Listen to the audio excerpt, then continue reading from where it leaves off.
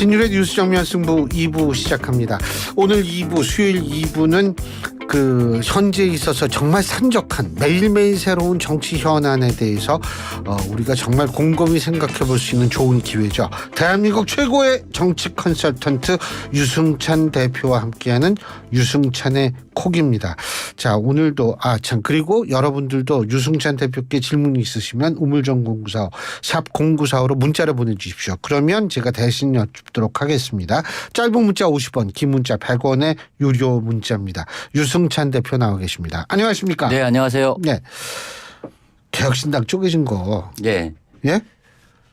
헤어질 결심까지는 이게 헤어질 결심 그 영화를 보면 이게 헤어질 때까지 상당히 시간이 걸리는데 어떻게 이렇게 금방 이렇게 돼요?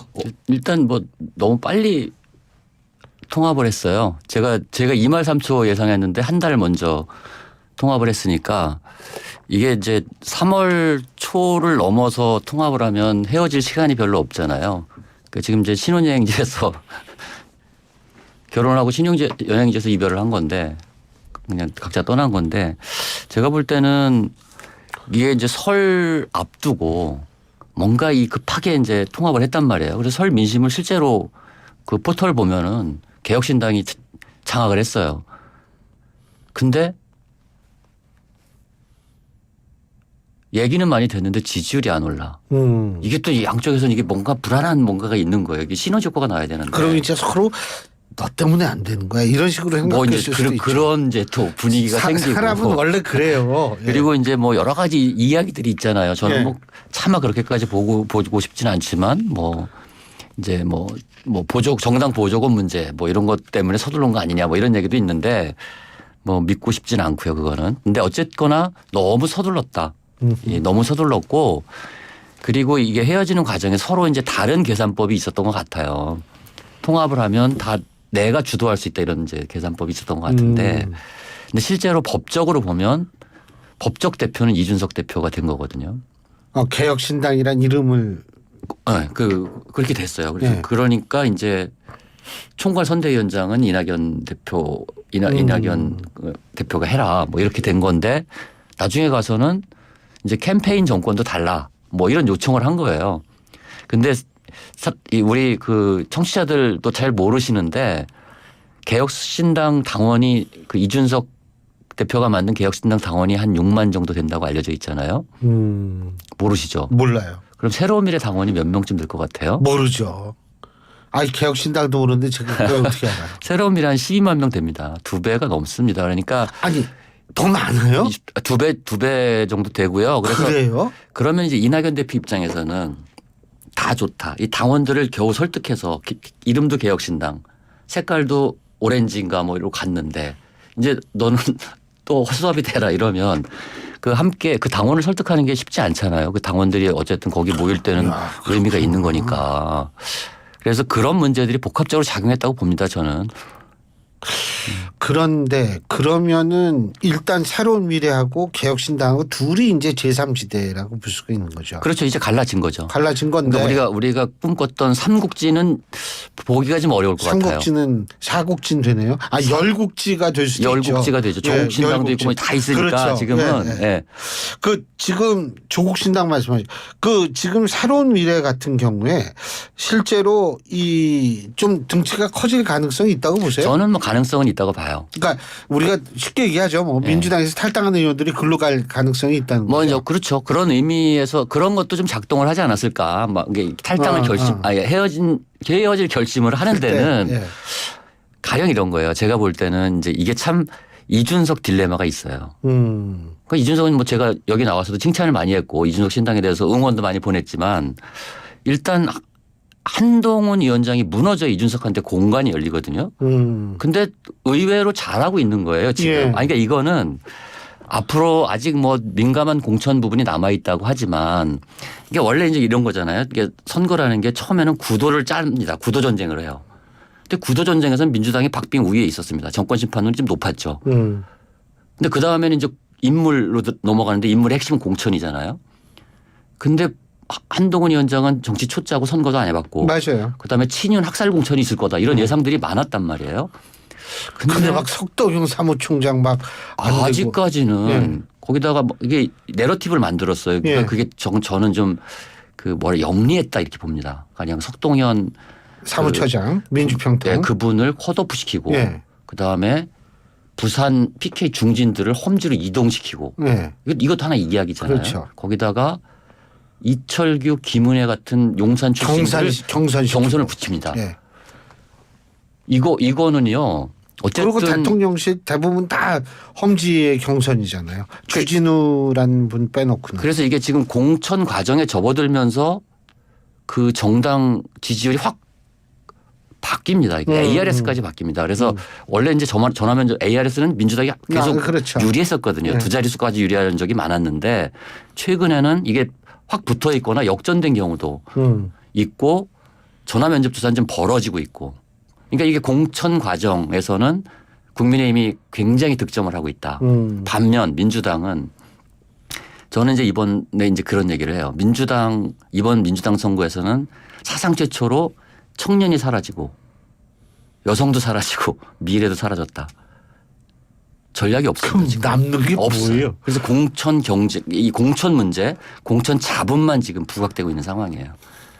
그래서 이 공천 과정에서는 거의 민주당이 완패하고 있다 지금. 물론 이것이 이제 최종 결과로 어떻게 결론이 내려질지 모르겠지만 오늘도 의원총회에서 뭐 고성이 오고 하고 이랬다고 하잖아요. 그러니까 어디가 아마 그러고 그랬나 봐요. 그러니까 하위 20%가 이미 좀 다 공개된 것도 아니지만 일부 알려지기 시작하면서 그래서 오늘 뭐 전임 두 총리가 뭐 메시지도 내고 그러셨던데. 그 정세균 전 총리께서는 미국에 있어가지고 전화로 그냥 나는 해서 좀 참하겠다. 이렇게 해서 이제 내신 것 같아요. 근데 이게 저는 이게 어떤 순간이 있어요. 가령 박용진 의원 같은 경우. 제가 항상 얘기했어요. 박용진 의원은 이것이 이재명 사당이냐 아니냐를 가늠하는 잣대가 될 것이다. 왜냐하면 대선 경선에 나왔던 분이고 그리고 박용진 의원이 뭐 이렇게 대단히 반명 이렇게까지 가지는 않았어요. 그러니까 당내에서 옳은 소리를 좀 했죠. 당내 민주주의나 당원 당규 개정하고 이럴 때 그 당원 당규에 그렇죠. 있는 원칙대로 하자 뭐 이렇게 얘기한 건데 근데 그리고 지역에서 또 신망이 되게 높은 사람이에요. 박용진 의원은 지난번 선거도 굉장히 크게 이겼고요. 아니 전국 최고 득표율이었을 거예요. 전국 최고 득표를 했어요. 그리고 경쟁자는 살려줘야 이게 원래 그래요.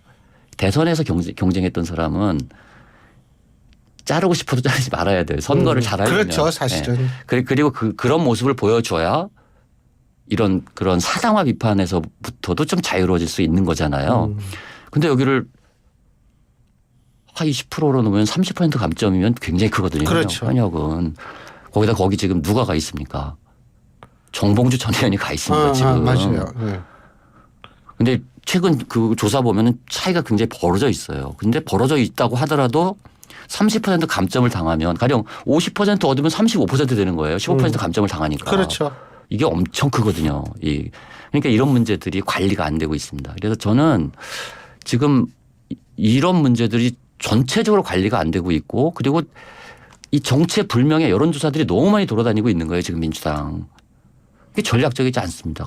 본인의 뜻과 상관없이. 아니 정체불명뿐만 아니라 그 여론조사 때문에 지금 난리던데. 난리예요. 거기 뭐 송파갑에 임종석 넣어서 여론조사하고 막 난리도 아닌 상황을 지금 만들어내고 특정인만 있어요. 배제한 여론조사도 있고 막. 현역 의원을 배제한 여론조사도 글쎄요. 걸고 있고 막 이런 건데 이게 사실은 이 이른바 사천 논란으로부터 자유롭기가 좀 어렵습니다. 이렇게 하기 때문에 이것들이 정제되고 저는 뭐 현역 탈락 교체 뭐 이런 거는 선거에서 불가피하다고 봅니다. 어느 당이나.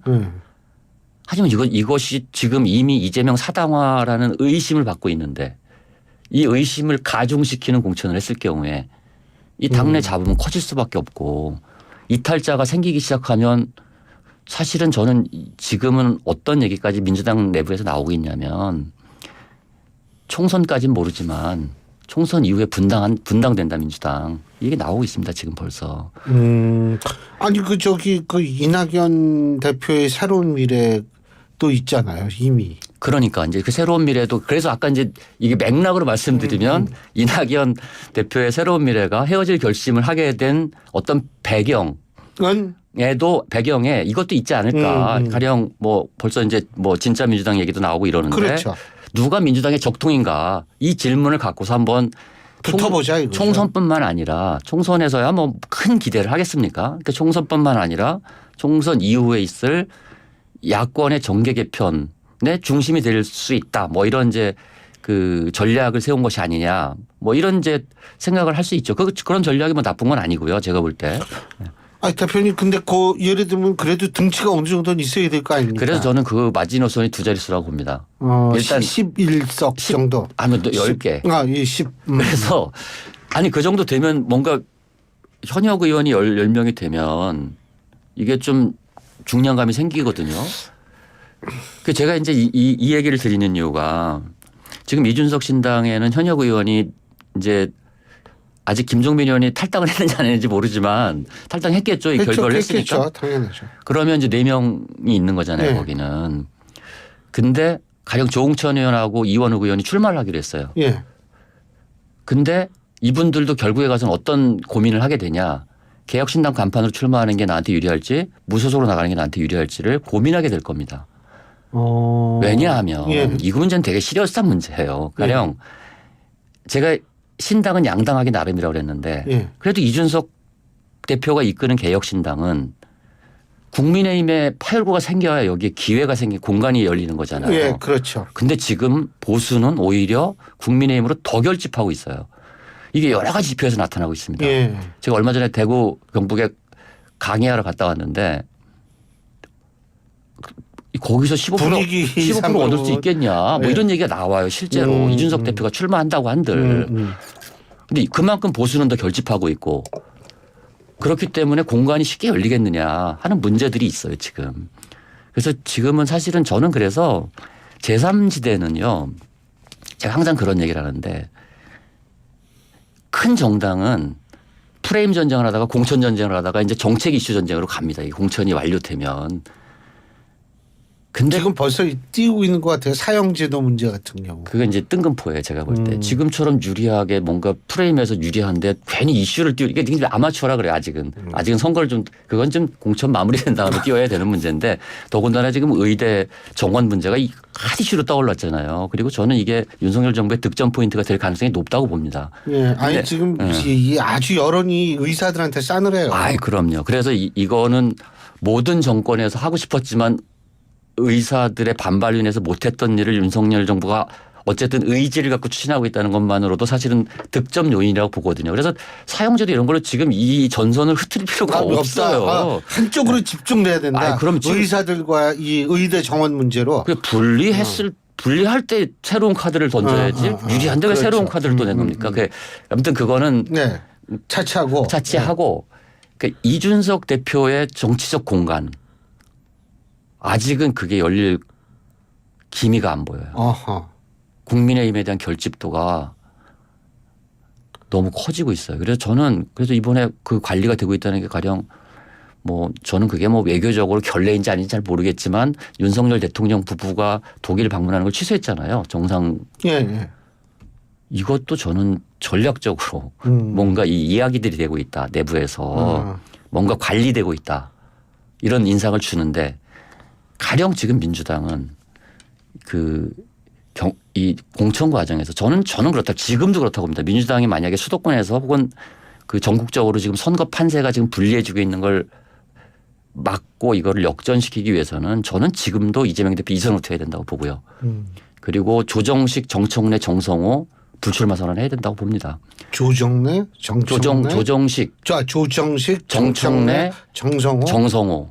이 정도가 불출마 선언을 해야 저는요 이게 선거를 해보면 선거는 뭘 하겠다고 하는 메시지가 잘 안 들려요.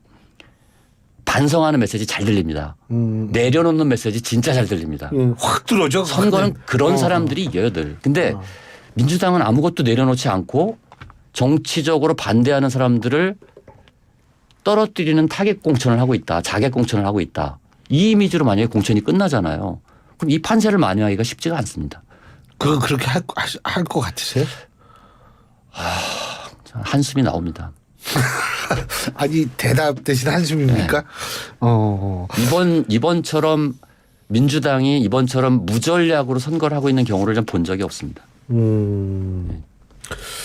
아니 예를 들면은 이재명 대표의 이선 후퇴는 그러니까 불출마가 아니라 이선 후퇴 얘기는 좀 나오는 것 같은데요. 근데 지금은 아니고 공천 다 끝난 다음에. 그러니까 이게 이제 그런 것들이 다 이제 이야기의 서투름이라고 봐요. 저는 이제 민주당이 한동훈 위원장이 나왔을 때 그냥 아바타로 규정하고 무시하려고 했잖아요. 네. 근데 그렇지가 않은 거예요. 이제 우리 국민들은요. 뭐가 세상이 확 바뀌길 원하지 않아요. 국민들 되게 현명합니다. 우리 국민 민도 세계 최고죠. 그리고 국민들이 원하는 건 그렇게 하려고 마음 먹는 태도예요. 그러니까 각오. 그래서 가령 윤석열 대통령이 한동훈 위원장을 비대위원장을 임명했다는 얘기는 뭡니까? 위험을 감수한 겁니다. 그렇잖아요. 한동훈 그렇죠. 위원장 체제로 총선을 승리한다고 해도 레임덕이 됩니다. 그러니까 그렇죠. 차기 권력이 예, 누군가에게 이거는 리스크를 건 거예요. 그럼 이재명 대표도 그에 준하는 리스크를 걸어야 되는 거예요. 이게 정치라는 게 다 이 두 당이 경쟁을 하고 있기 때문에 한쪽이 좀 잘하면 못하는 쪽은 더 못해 보이게 되잖아요. 상대적으로. 그렇죠. 네. 네. 이제 그것이 지금 나는 누가 그러더라고요. 나타나고 있다 지금. D학점 맞은 학생이 있을 때에는 C가 한 A나 B처럼 보인다는 거예요. 그러니까. 네. 네. 어쨌든 지금 흐름은 민주당에게 완연하게 안 좋은 흐름으로 가고 있습니다. 아니 그러니까 저 이선 후퇴 아니 저 불출마도 못하고 이선 후퇴 나중에 이선 후퇴 나중에 하면 또 그게 오히려 말들이 많이 나올 가능성이 있는 그렇죠. 거 아니에요? 네. 왜 하냐 뭐 이렇게 얘기가 나올 수가 있기 때문에. 지금 이 와중에 왜 하느냐. 그래서 저는 뭐 이재명 대표도 불출마 얘기도 좀 나오긴 하더라고요. 일각에서. 그게 본인 마음인지 아닌지 잘 모르겠어요. 신문들이 뭐 그런 얘기 네. 뭐 요구할 가능성도 있고 그런 모양이에요. 근데 이제 그러니까 저는 이선 후퇴보다는 사실은 공천이 마무리된 다음에는 이선 후퇴보다는 불출마죠. 기득권을 내려놓는다는 관점에서 봤을 때 국민들이 인식하기에 그렇지 않겠어요? 공천 네. 이전에 뭐 이선 후퇴를 했다면 그거는 상당히 효과가 있었겠지만. 네. 근데 만일 말해요. 새로운 미래가 이게 조금 이제 등치를 키운다. 라고 했을 때 두 자릿수 정도의 의원을 확보한다라고 얘기했을 때 제가 질문드리고 싶은 것은 위성정당 2개 만들잖아요. 예. 예?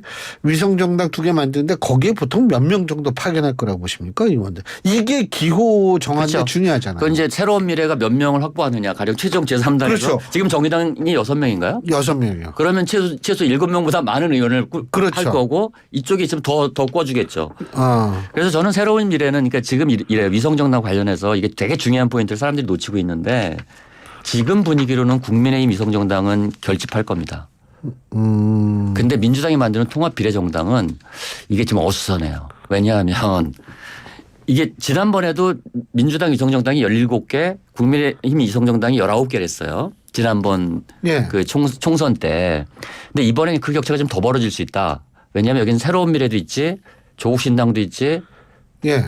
이게 분산될 진짜 수밖에 많네요. 없어요. 그리고 보니까. 녹색정의당은 위성정당에 참여를 안 했기 때문에 녹색정의당도 있지. 이게 그러면 저는 이제 새로운 미래나 녹색정의당이나 당연히 이제 선거가 들어가면 위성정당 심판운동을 할 겁니다.